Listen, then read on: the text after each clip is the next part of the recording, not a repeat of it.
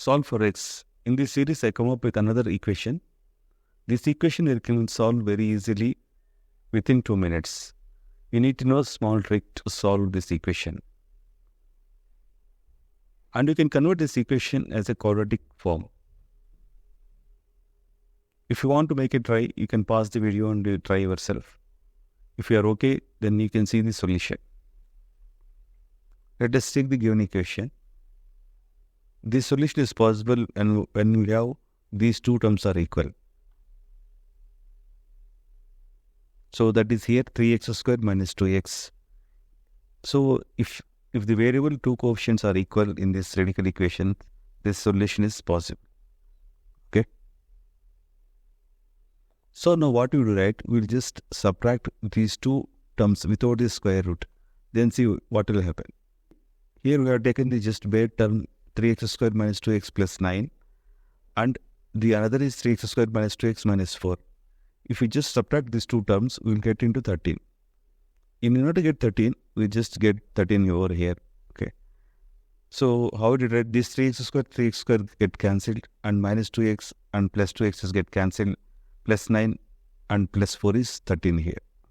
You just need to be subtracted both the base terms here so that these two terms get cancelled and we'll get into the constant number at the right side.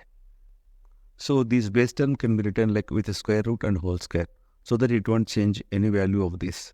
So we have written with the square root and whole square here, and with square root and whole square equal to it is 13, right? So now what you do, it looks like a square minus b square, right? That we can represent like a plus b into a minus b. If you check the a plus b term, this is the actual equation number 1, you can see, right? That's the left side of the equation number 1.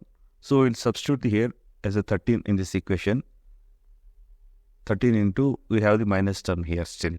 So if you are sending 13 to other side, we'll get this equation as 1, right?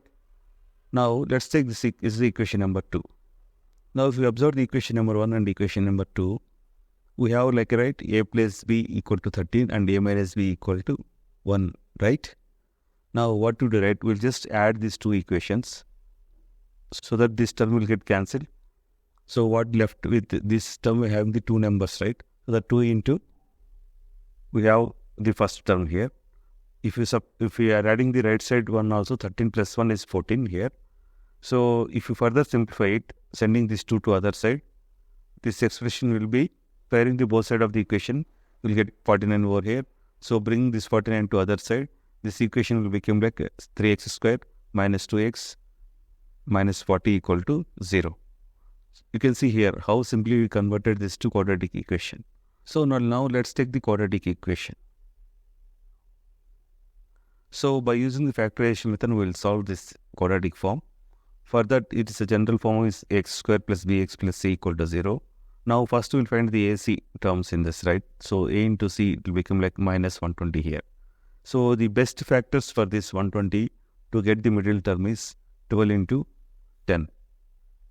So if you use this 12 and 10 terms as a middle terms of this equation, the base equation can be rewritten like 3x squared minus 12x plus 10x minus 40 equal to 0. So just by minus 12x plus 10x is anyhow, it is minus 2x. So that it won't change any of the base equation here. So from these first two terms, let's take the common 3x. So it will become like 3x into x minus 4 here. And if you take common here 10, it will become like 10 into x minus 4 here. If you just take out the common x minus 4 here, this equation will become like 3x plus 10 into x minus 4 equal to 0. Now, either the first term is equal to 0 or second term equal to 0, right? So here we have the two solutions for the x. One is x is equal to 4 or x is equal to minus 10 by 3.